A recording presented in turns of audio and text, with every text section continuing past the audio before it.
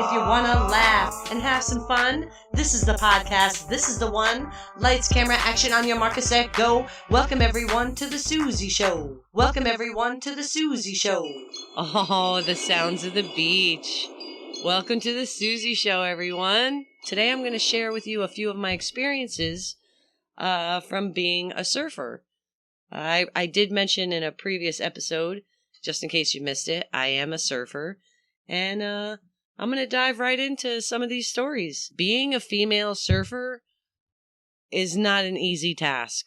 Okay, first of all, let's just talk about I surfed in shark-infested waters. Literally shark-infested waters. So guess what? About 1 week out of the month, all year long, you pretty much can't surf because if you do, you got a death wish. Okay? There's not enough tampons in the world to stop a shark from smelling a drop of blood a few miles away. I'm good on all that.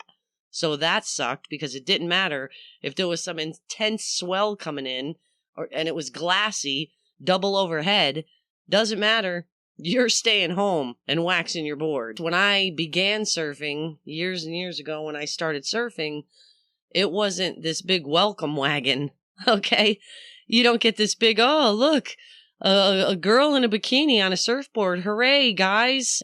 No, you're treated like, yeah, okay, stay over there on your board with your little bikini. Yeah, go look cute over there. Don't think you're going to come over here with the big boys and try to surf this peak. I mean, I didn't even try when I first began surfing. I stayed out of everybody's way. I showed respect, to the locals. I mean, I like to consider myself a local, but I really kind of turned myself into one because I didn't even live in New Smyrna. I lived in Orlando and I used to drive to New Smyrna as much as I possibly could. And it took quite a while to be considered a local by the people who live there, who are actual locals. Just because you live in the same state doesn't make you a local, right? You got to show up over and over, show respect to the wave, the beach, fellow surfers. You know what I mean? You have to prove yourself, really. And another thing, which was not easy, there's a lot of really hot male surfers. I don't know if anyone knows this or not, or if anyone cares, but there's some really good looking surfers out there. And I never shat where I ate. Dude, you don't shit where you eat. You know what I mean? I never wanted to pull up and have any kind of drama follow me where I surfed. No. Surfing that spot was way more important to me than trying to talk to some hottie. Do not shit where you eat. Just trust me on this one. Don't shit where you eat. I got invited one time from a guy who used to surf New Smyrna. He is a local, and he used to surf New Smyrna all the time. Cool guy, really laid back. But he was my friend, and I never looked at him in a romantic way, but he invited me to go with him, all expenses paid, to I want to say Puerto Rico. It was a while ago. I don't remember where he invited, but I want to say it was Puerto Rico. Yeah, because it was like the Puerto Rican pipeline or something like that. And everybody went every year on a surf trip, right? Everybody went. But if I went with him, he was paying for everything and I would have been staying in a hotel. Now, I'm not going to play dumb and think, oh, he's such a good friend. He wants to treat me. No, he was going to expect something in return. Come on. I'm not dumb. So unfortunately for me, I didn't go. It was smart of me, but I wound up not going because I knew better. If you know that someone's asking you to go somewhere or something, and in the back of your mind, they're going to kind of expect something or want something from you because they got some kind of feelings, don't go. Don't think you could talk your way out of it or some crap. Just end it right there and let them know, look, not going, not how I feel about you. Sorry, I don't know, you could say sorry however you want, but be upfront with somebody. Don't lead people on. I didn't want to play with this guy in any kind of way like that because he was somebody who surfed there, and I kind of knew he liked me, the way he would talk and act and stuff. You could tell. You can tell when somebody's attracted to you or not. You could easily see it, and I could tell he was, but I didn't think anything, no big deal. until he invited me to go with him on a trip. And I was like, can't do it, bud. You know, can't do it. Oh, one time I was pulling up on New Smyrna. You could actually drive on the beach in New Smyrna. And I was pulling up on New Smyrna, and there was a friggin', like, I don't know, like 4 to 5 foot long hammerhead shark beached. And this one guy, he couldn't get it. And right when I saw it, I pulled my car over. I was like, holy shit. What the hell? At first, I thought he was trying to catch the thing, and I was going to dot this guy's eye out. Like, no, put it back in the ocean, bro. And come to find out, he was trying to save it. He just couldn't. It was too heavy. So I got out, and him and I put the hammerhead back in the water. It was pretty cool to do that. I see that on the internet now, people taking, you know, sharks and dolphin and stuff. And thank God there's good people out there that'll do that kind of stuff. I got a good one. It's called shooting the pier. And that's when a surfer will get on a wave and they ride the wave through the underside of the pier to the other side of the pier. You understand what I'm saying? Like, you get on a wave, you're riding it, and the wave brings you right underneath the pier, underneath all that, all the pilings, and straight through the other side. Boom. That's called shooting the pier. Okay. I myself would never try that because that's insane. All right. I don't know if you know this, but the wood that holds a pier up has a bunch of seashells and things stuck to the side of that thing that if you slam into it, it will cut you up like somebody put a bunch of razors on the poles. Those seashells are sharp like razors. Okay. So there's no way I was going to ever try to shoot a pier. I'm good on all that. You know, I want to come home in one piece. Thank you, sir. So anyway, it was a hurricane. Let me take a quick sip here. Hold on. There was a hurricane that had hit Florida, and it was, I want to say, the day after the hurricane. Usually hurricanes are good depending on where it's coming from, the wind and all that, but it's usually good a couple days before, and sometimes it's really, really good a couple days after. It depends. So anyway, it was the day after a hurricane had hit, and I loaded my board up and went out to Cocoa Beach because New Smyrna was completely washed out. Like, it was like a washing machine up there. So it was like, you know, useless to go up there. So I checked out the forecast for Cocoa Pier, and it was firing. So I was like, oh, hell yeah. I couldn't wax my board and get my suit on quick enough. And I go to leave, and I get to Cocoa Pier, and it was, you know, the top of a pier, right? The waves, the white caps of the waves were breaking on the back top part of the pier. So we're talking a good, man, it's 20 feet. Like, seriously, it's the biggest I ever saw Florida ever. So I get out there and I start paddling out, and I know where to paddle out. I know to let the current take me where I want to go. Let me explain to you. It doesn't matter. I still, even though I knew what I was doing and where to go into the water, okay, I paddled for about 35, 40 minutes, all right? Like, oh my God, for real. And you might say, well, why? Why weren't you duck diving? Because I was using what was I using? I think I was using my 7.0. I can't duck dive my 7.0. I have to turtle it. And turtle means when you grab your board and you flip upside down and you let the wave wash over you. That's what turtling is. Duck dive is when you dive under the wave that's coming at you, when you could push the board under the wave. My board is too big to do that for me, so I have to turtle. And turtling is hard because you're getting kind of pushed back on every wave, and you got to keep paddling. So I paddled for a long time because it was powerful. I finally get to the outside.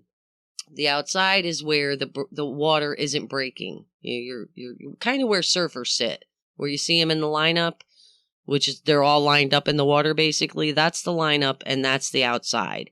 The inside is where you're getting the shit smashed out of you by the wave. Okay, if you wipe out. If you don't wipe out, then you're golden. But I'm on the outside chilling, and I'm exhausted. Like, whoa, all I want to do is sit there for a minute to get my breath, to let my shoulders and arms were on fire. And I mean, I was on fire, and I was in real good shape, like top shape. Okay, I was surfing all the time at that point. So it's not like, I hadn't been paddling or anything like that. No, I was in shape and prepared to be out in that kind of surf, Otherwise I wouldn't have went. There's being crazy, and then there's just being stupid, and I might be crazy here and there, but I'm like to think I'm not stupid. At least I like to think so anyway. But I'm out there and arms exhausted, burning on fire, and I look behind me and I hear one of my boys. There was only three other people out there. There was 3 guys and me, and that was it. That was it. But yet when the waves are like knee high, like 2 feet tall, there's like 30 people out there. But when there's actual waves pumping, there was 3 guys and me. It's the truth too. But anyway, I digress. That's what I do. Deal with it. Anyway, I'm on the wave no, I'm not on the wave yet. Hello. A set starts rolling, and as soon as I get out to the outside, and where I was positioned, I would have either had to paddle for my life to get past it to the outside further, or get pounded by this. I was in the worst possible spot, because I didn't paddle. Once I hit the outside, I stopped paddling. The current will pull you. That's why you see surfers paddling a lot when they're out there, because they're trying to stay in the same spot. When another set of waves come in, they could catch it. If they don't keep paddling, they're going to wind up 1/4 mile down the beach, not on the peak where the waves are. So you have to keep paddling to stay where you want to stay. I didn't do that, and I knew better, but I was so exhausted. I really thought I had time before the next set came in. I had no time. I turned around, set was coming in, and I mean, all you hear, if you make your hand like a cup and you put it behind your ear, as if someone says, huh? What'd you say? You know how you would cup your ear?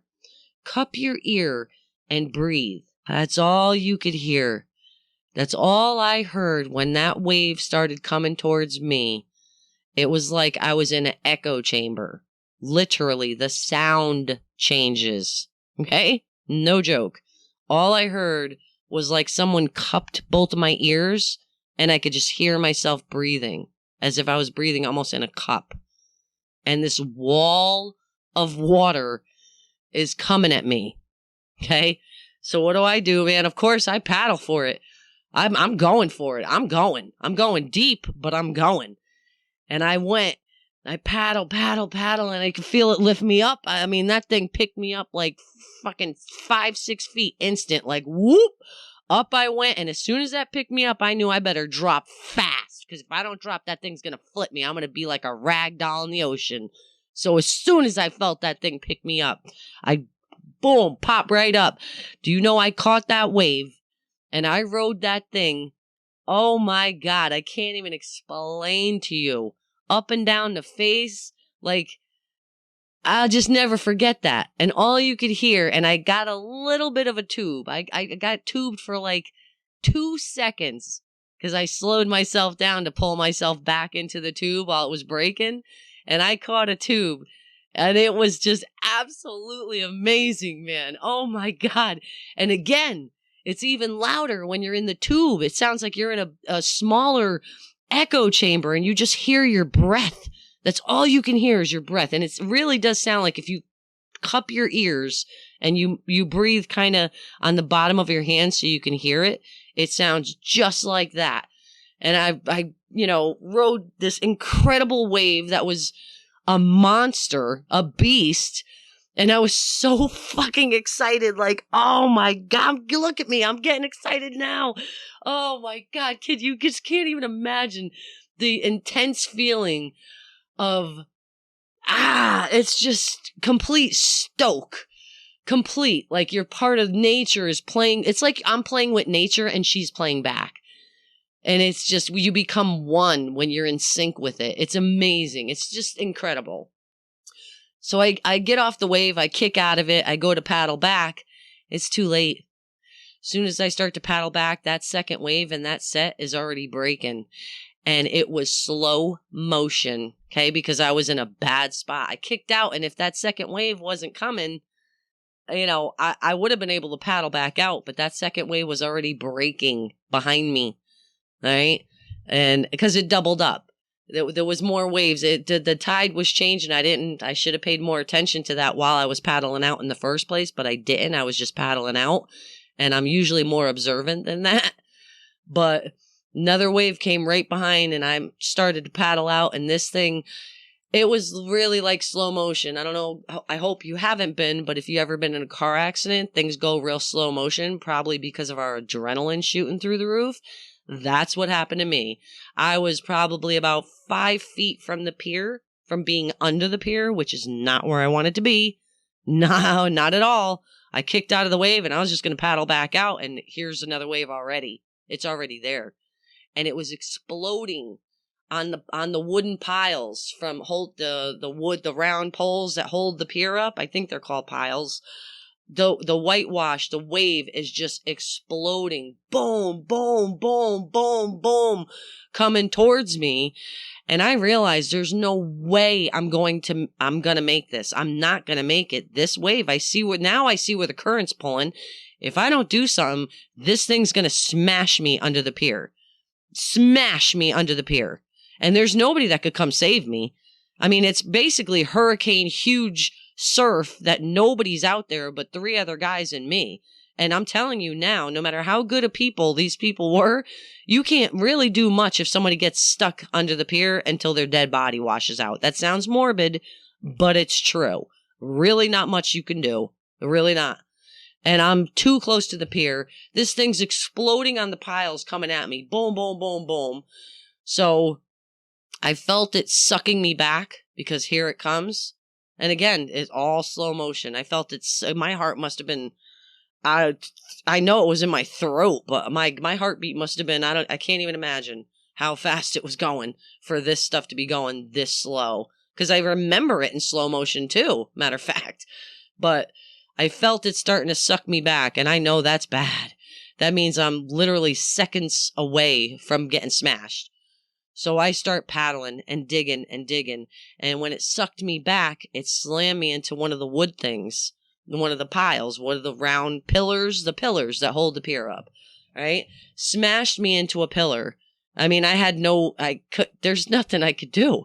It just pulled me and smashed me into one of the pillars. Now my arm's all cut up, my ribs are all cut up, I'm bleeding, and it hurt. Like, I didn't even feel the blood or anything. I just felt that smash into wood.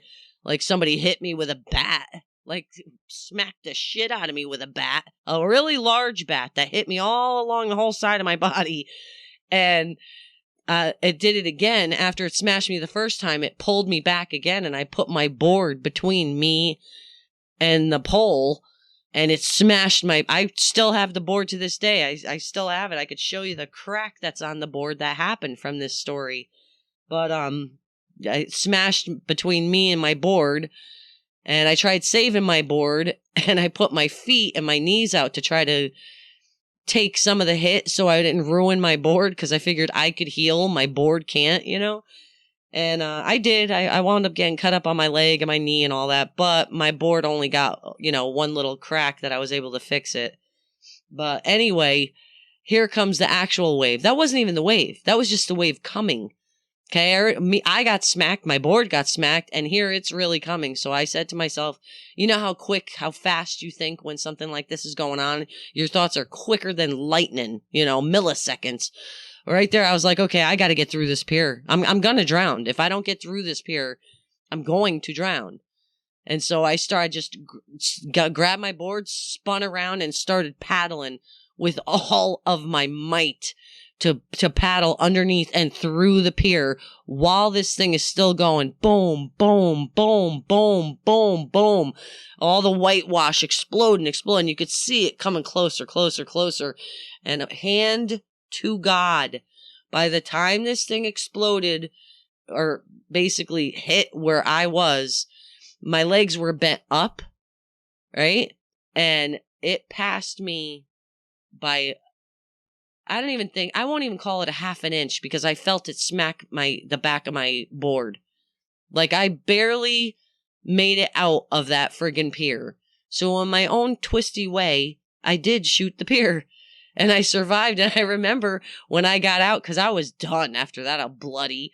I got the wave of my life already. So I was stoked about that first wave that I actually rode. That was amazing. Like, I was still on the stoke of that. I was scared and trying to shake off the holy shit, what just happened to me thing, right? Checking my board out and everything.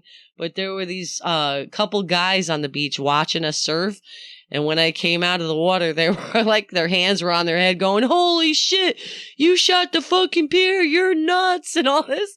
I was like, bro, no, I did not. No. And I was so out of breath. I just kept going, no, no, that is not what happened. But, yeah, shot the pier in my own little twisty way, in my death defying way. I did that. Now, if you go surfing in the morning, early morning at the crack of dawn, that's what we call dawn patrol. Okay, that means you're on your board in the water before the sun even comes up. You're out there. And usually we catch some of the best waves because the wind hasn't got on it. It's nice and glassy. There's not a lot of people. It's like your own little slice of paradise in the morning. Early dawn patrol, right? So one time I was out in New Smyrna Beach at dawn patrol, and there were some of the locals out there with me, and we were all chilling, hanging out. It was probably like 4 feet high waves, so it was nice to play in. Nice sets coming in, glassy, clean, beautiful. Everybody's hooting for everybody else, which means, you catch a wave, you hear all your boys going, woo, woo, all sorts of whistles and shit. We're cheering each other on. It's just an all around good vibe, right? And there's a man that has been surfing there. I don't even know how long. A long time, okay? And he rides a longboard, right? He's one of those, and there's nothing wrong with a longboard. I have a longboard too. Mine's a pintail, and it's got 3 fins. Most longboards usually have 1 long fin. I like the tri-fin on mine because it's just, to me, you could carve, and anyway, I digress again. But I could talk about my boards at different times some other day, I guess. But anyway, there's this old surfer out there. And when I say old, I don't mean like he's this 80-year-old man. He was probably in his 50s or something like that. But he'd been surfing there for like over 40 years, And he came from a different era of surfing where they were mostly using longboards, which kind of made sense to use a bigger board on smaller waves because you're more likely to catch one than you are using this skinny, tiny little board that's not meant for short little, not a lot of push waves, right? So he's actually smart and using the longboard. But anyway, he's out there and he never swears. He's always super chill. He'll give you like the chin up when he sees you paddle by, like a what's up with the chin up thing, and you give him a chin up, and I would usually say, what's good, good morning to you, my brother, like that sort of thing. And that's about it. Then you just sit there with your thoughts, enjoying the water. It's awesome. All of a sudden, he was about 4 feet away from me, next to me, right, in the lineup. And again, never swears. This guy never swore. Like he, really nice guy, which doesn't make somebody mean if they swear. I'm just saying his character. He was just a really nice, gentle soul, never swore, really kind. All of a sudden, I'm out with him on dawn patrol, and he starts, right next to him, the water starts splashing like crazy. Splash, splash, splash.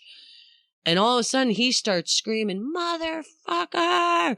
Ah! Motherfucker! And I'm like, oh. Right when I saw him start swearing and a splash, no, sir. I took both my feet out that damn water. Trust. Both my feet came out of the water and my arms came out of the water. Now I'm balancing on my board with nothing in the water at all. Wondering what the hell is he? Something's wrong. Why is he screaming like that? He doesn't do this shit. He's not aggressive out in the water. There are some people that are very aggressive towards other people out in the water. He was not one of them at all. And I knew something was really wrong for him to be flipping out like that. So he starts paddling in. And I'm thinking, was that a cramp? Like, did he just have a cramp in his foot? Like, what the hell? And he starts paddling himself in. All of a sudden, I see Ernie, who at the time was one of the patrols that they drive up and down the beach with their pickup truck. and they're lifeguards, and they patrol. They make sure there's no fights and everything a lifeguard does. They do more than just save somebody out of the ocean, which is huge, saving someone's life. But they did more than that, and they were super cool. And so all of a sudden I see Ernie pulling. I knew them because I was there all the time. I see Ernie pulling up on his pickup truck with his red lights on. And I see homeboy hopping on one foot up to Ernie. So I'm like, oh no, something's wrong. So I paddle in, come to find out, he had his entire heel bit off by a shark. Okay? The whole heel gone. Gone. All right. Now understand, this guy had like he was riding, I think he had his like a 9 foot 6 inch surfboard.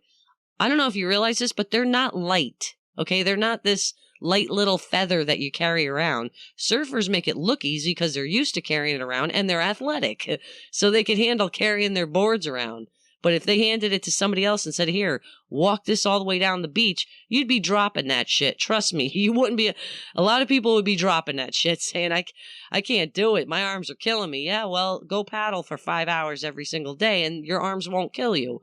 So this man got his heel bit off by a shark, by a bull shark. That's what's mostly there. They're just angry, pissy, asshole sharks that are just assholes for no reason. And it bit his heel off, bye-bye. This man paddled himself in from the outside, which is pretty damn far to paddle yourself in, hopped on one foot, holding his board under his arm, and hopped all the way to Ernie's truck. Obviously, it got wrapped, he got brought to the hospital immediately, everything else. He had reconstructive surgery. And right now, as I say this to you, that man is still surfing. He had reconstructive surgery done to his heel. He is, I'm happy to say, fine. He lived, he's okay, and he's still surfing. Once you're a surfer, you're always a surfer. Some people say, oh, if that ever happened to me, there's no way I'd go back in the water. Well, I could give you a bunch of examples of people who will still follow their passion. You got, athletes who break their leg, how many football players get seriously injured and as soon as they're better, they're back in the game if they're able to, right? How many, NASCAR how many drivers get smashed up and break this and break that, and as soon as they can, they're back in the race. I mean, you get the gist of it. So for people to say, oh my God, you got hurt by something that lives in the arena that you're playing in. Yeah, well, we're playing in their home. And you should really kind of be careful and keep your eye out. And sometimes there's nothing you could do, but that's one of the dangers, one of the many dangers of surfing, is some of the marine life for sure. Let me tell you about Big Jim. Big Jim was this older gentleman that had a thick mustache, all white mustache, white hair, slender build. And he used to have his little hot dog food truck right at the end of New Smyrna. At the time, he was the only food truck for years and years. It was only his food truck at the end where all the surfers were. All the other food trucks were way further down. It's kind of like Jimbo ran the end. Once in a very while, I would go just hang out at the beach with friends, which wasn't very often because I really would prefer to be in the water. But this was one of the times I was hanging with some friends, and there was a guy using a skimboard. And I said to my friends, I said, man, I bet you I could do that. No problem. They were like, go ask him if you could try it. I was like, you know what? I'm going to. So I get up, I walk over to the dude. I'm like, hey, how's it going? He's like, good. How you doing? I'm like, good. Yeah. I said, by any chance, could I try that? And such a nice guy. He was like, oh, yeah. He hands me his board and he tries to tell me what to do. He's like, what you got to run and then do. And he's in the middle of just saying, first you got to run. And then when you drop it, and I interrupt him when he says, when you drop it, I said, listen, I'm a surfer. I'm pretty sure I could do this. And he's like, no, I understand, but this is different than a surfboard. When you run after you drop it, and I interrupted again. I said, I get you, you're either going to let me use it or you're not. You don't have to sit here and give me 20, step 1, step 2 instructions on how to do this damn thing. Can I try it or not? And with my little snippy attitude, you know what he said? He said, sure. Go ahead. Give it a whirl. And he smiles and hands me the board. Yeah. And so I grab the board thinking, who the hell I am? And I start running down the beach with the board, just like I see them do. Threw the board into the water, right? Did it perfect because it's just skimming beautifully right on that edge of the water. I went to jump on that thing. Let me tell ya, that shit went flying out from under my feet. And I lost, the wind got knocked right out of me. And I mean like, bam. I was like, like that. And he just walks over to me. He's like, you want me to give you instructions now? And I was like, no, I'm good. Thank you. I'm good. And I'm still trying to catch my breath walking back to my friends. They're so useless. I swear, if I look back at some of the stuff, nobody tells me you're an idiot. Don't do that. They're like, yeah, go. Because they know I'm probably going to pull some of that shit and be just for their entertainment, you know? Coming home all bloody, black and blue, this, that, the other. But, oh, they had a good old time. It's always fun to bring Suezie along, isn't it? Oh, it's always a good time when we bring Suezie. Yeah, that's great. Anyway, that's about that for this episode. I hope you enjoyed just a few of my surfer tales. That's kind of a pun, surfer tale. Get it? Aha, a little bit of a pun. That's funny. I thought it was funny. But anyway, that's the end of this episode. And again, you found me somewhere. And if you're listening to me, I don't know why I should really tell you where you could find me, because it kind of makes no sense to me to tell you where you can find me if you're already listening to me. But I will still let you know. You can find me on YouTube at The Suezie Show. I'm on Spotify, YouTube, iHeartRadio, and Google Play. I think that's all of them. And YouTube. I said YouTube. But anyway, just if you look up The Suezie Show, Suezie, you'll find me. But again, makes no sense to me to tell you where to find me because you found me. So, but I guess that's something we should always do, is tell people where they could find us. That doesn't make any sense to me. I don't think I'm going to keep doing that because you fucking found me. What the hell am I telling you where you could find me for? Well, maybe you can. No, I guess that makes sense, because then if you want to listen somewhere else or whatever, I guess that's on you. But appreciate you listening, and I look forward to the next episode. I'll see you next time on The Suezie Show. Yeah. Thanks for listening and hanging out. I'll see you next time, without a doubt. Now you know where I am and you know where to go. See you next time on The Suezie Show. See you next time on The Suezie Show.